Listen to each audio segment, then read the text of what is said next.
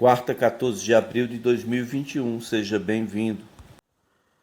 Bem, queridos, você está no Comando Bíblia. No vídeo de ontem nós encerramos falando sobre a ressurreição do filho da Sunamita, a mulher rica que sempre acolhia o profeta Eliseu, não é? E aí muita gente prega sobre a resposta dela. Ela não quis falar com ninguém, exceto com o profeta. Por quê? Porque foi o profeta que tinha feito a promessa para ela de que ela iria ter um filho, né? Então, quando o Geazi chega para ela, ele diz: "Está bem, tá tudo bem, não se preocupe, né? Não se preocupe." Ela respondeu a Geazi: "Está tudo bem." Olha aí, você pode ver 2 Reis 4, verso 27. Né? E ela, mesmo assim, não quis saber, foi se encontrar com Eliseu. Ela só falou mesmo o que estava acontecendo quando chegou diante de Eliseu e se jogou aos pés dele. Muitas vezes, nós não fazemos assim. Nós temos questões para serem resolvidas e nós queremos resolver com outras pessoas, ou com, sei lá, com terceiros. Ou às vezes queremos somente lamentar. Lamentar porque, meu filho morreu agora. Se ela tivesse ido lamentar com o esposo dela, não iria resolver. Se ela tivesse ido, sei lá, falar abrir o coração dela para o Geazi, não teria resolvido. Ela foi tratar com quem deveria tratar o assunto. O Senhor Jesus deixou claro para nós como é que devem ser resolvidas as nossas questões, inclusive de relacionamento. Você tem algo contra alguém? Vai tu e ele somente. Vai lá, resolver com ele. Tá? Ela tinha recebido uma promessa e ela tinha tido um filho, mas foi mediante profecia de quem? Do Eliseu. Ela foi resolver com Eliseu. Temos que ter essa clareza, essa coerência na hora de resolver as nossas pendências, nossas próprias coisas. Ok? E é isso aí. Olha só, o Eliseu aqui ressuscitou o menino, entregou o menino para ela. E se você olhar em 2 Livro dos Reis, no capítulo 8, no versículo 1, diz que Eliseu tinha prevenido a mãe do menino, que ela, o menino que ele tinha ressuscitado, né? Que ela saísse do país com a sua família, para que fosse morar onde pudesse, ali, em outro lugar, por causa de uma fome que viria sobre aquela terra, e essa fome iria durar 7 anos. E a mulher seguiu o conselho de Eliseu e partiu com a sua família, e passou 7 anos na terra dos filisteus. Olha, pois é, ninguém sabe mais se ela voltou bem, se não voltou, como é que foi, mas é isso aí. Vamos voltar então aqui para a história dos reis, né? Os reis de Judá, agora no caso. Diz que nós paramos onde diz que o filho do Josafá, o Jeorão, matou, assim que tomou o trono, matou todos os seus irmãos. Jeorão é sucessor dos 2 tronos. Tem que ter cuidado com ele. Certo? Antes disso, vamos então a 1 Livro dos Reis, capítulo 4, versículo 38, onde fala de outro feito do Eliseu, outro milagre, né? Diz que Eliseu voltou a Gilgal e nesse tempo a fome estava assolando a região, né? A fome que ele tinha profetizado, ele tinha alertado aquela mulher. A fome estava assolando toda aquela região e os discípulos dos profetas estavam reunidos com ele. Ele falou: olha, põe um caldeirão aí no fogo, faça um ensopado para estes homens. Aí um deles foi apanhar legumes no campo lá, encontrou uma trepadeira lá e encheu o seu manto com isso, voltou e tal. Colocou no caldeirão ensopado e ninguém sabia o que era, né? Então, e o ensopado foi servido aos homens, de repente alguém gritou: "Homem de Deus, a morte na panela." A morte na panela. Pior do que estar com fome é ter certeza que se comer vai morrer. E aí Eliseu pediu um pouco de farinha, colocou no caldeirão e disse: "Sirvam a todos." E já não havia mais perigo no caldeirão. Então, veio um homem de Baal Salisa, trazendo ao homem de Deus 20 pães de cevada. E esses pães foram feitos os primeiros grãos de cevada, né, da colheita. E algumas espigas verdes de cevada. Então, Eliseu ordenou aos servos dele: "Sirva esses pães a todos." Mas aí o auxiliar de Eliseu perguntou: "Como que eu vou fazer isso? São 20 pães para 100 homens. 20, 2 para 10, né? Quer dizer, seria 5, um pão para 5. Então, E Eliseu foi, ergueu a voz profética, liberou a voz profética ali no poder do Senhor. Ele disse para o servente lá, né? Sirva a todos, pois assim diz o Senhor, eles comerão e ainda sobrará. Essa é a multiplicação dos pães, feita por Eliseu. E aí ele serviu, conforme a palavra do Senhor, comeram e ainda sobrou. Conforme a palavra falada por Eliseu, palavra do Senhor. E então, ainda vamos adiante ainda. Vamos para mais um feito aqui. Muita gente já ouviu falar sobre Naamã. Naamã é o comandante do rei da Síria. Síria, olha aí a Síria. Damasco, tá? Naamã, comandante do exército do rei da Síria, era muito respeitado e honrado pelo Senhor, pois por meio dele o Senhor dava vitórias e vitórias e vitórias ao seu país. E, porém, esse grande leproso ficou, esse grande guerreiro ficou leproso.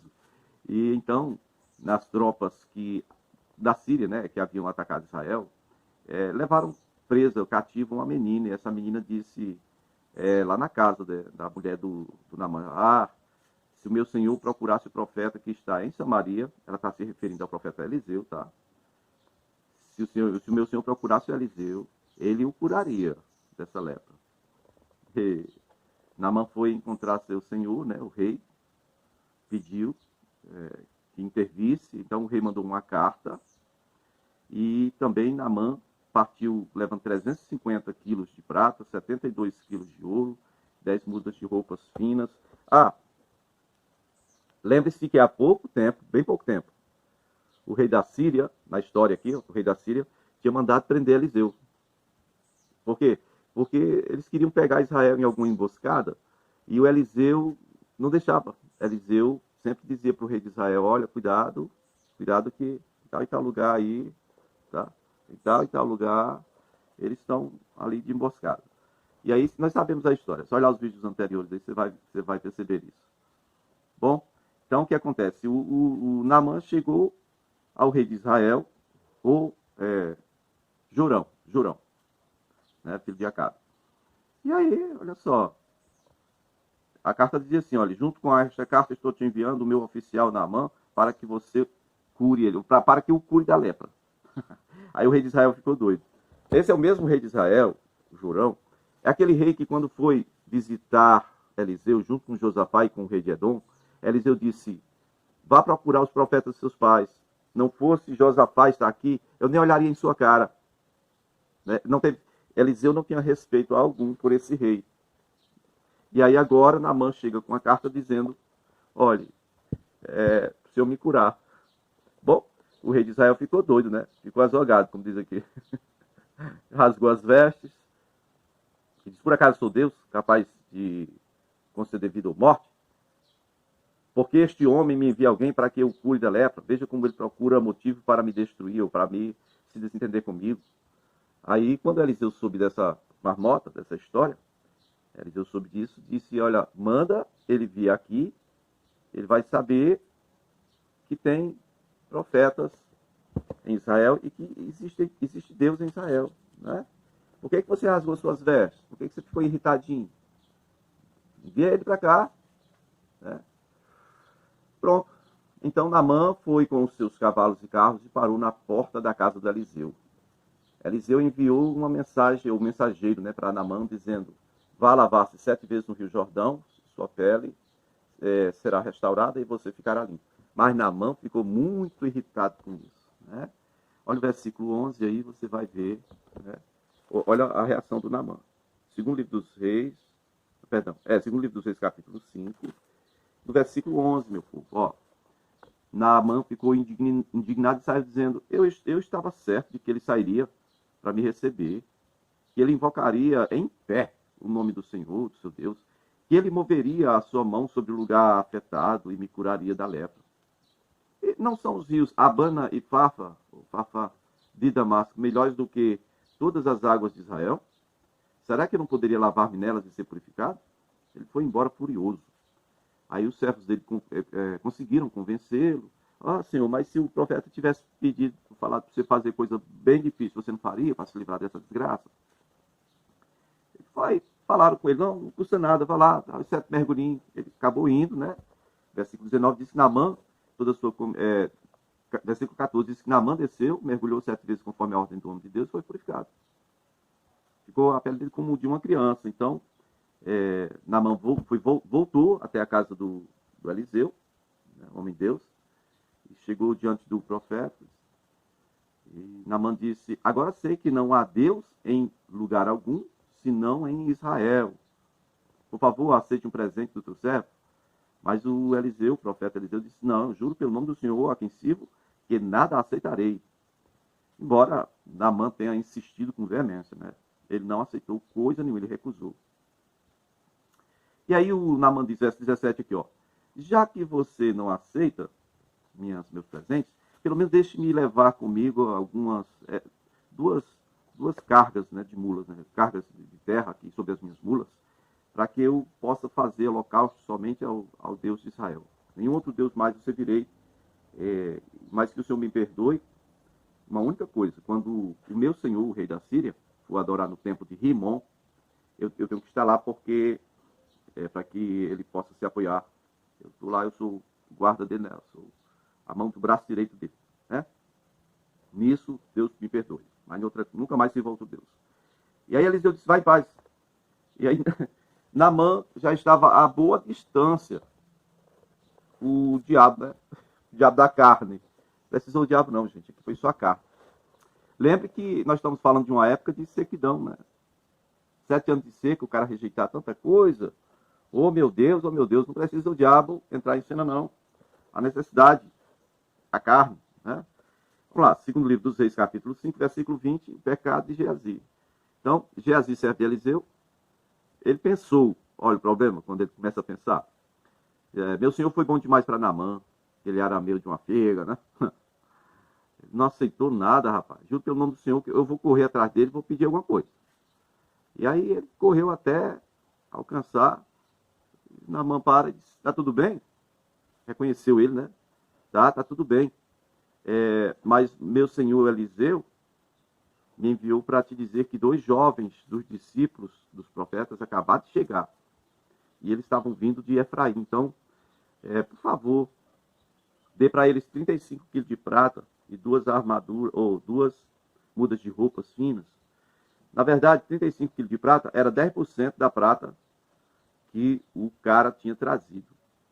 Foi o que o Geazi pediu, o dízimo. Que é só o dízimo da prata aí. Não falo nem em ouro, não. Né? Certo? O dízimo da prata, 35. Aí o Naamã prontamente disse: claro, leve 70. Leve o dízimo não. Leve o dobro do dízimo. Leve 70 aqui de prata, tá aqui.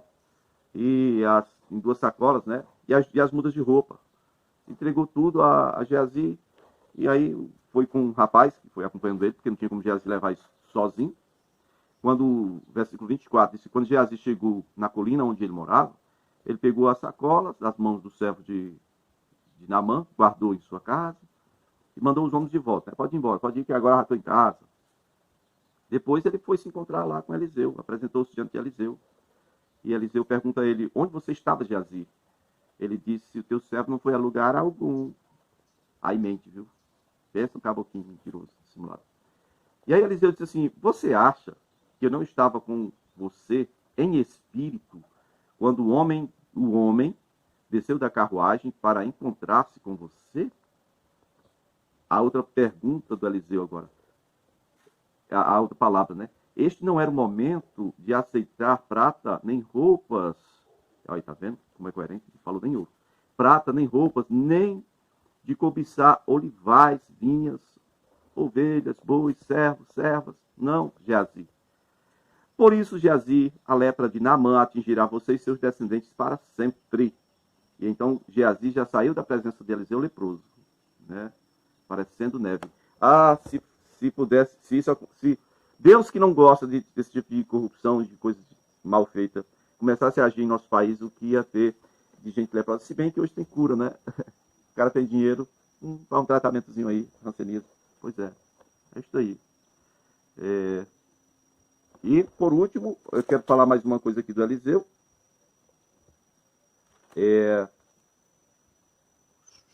Sobre o machado de... Não, amanhã tem mais, se Deus quiser.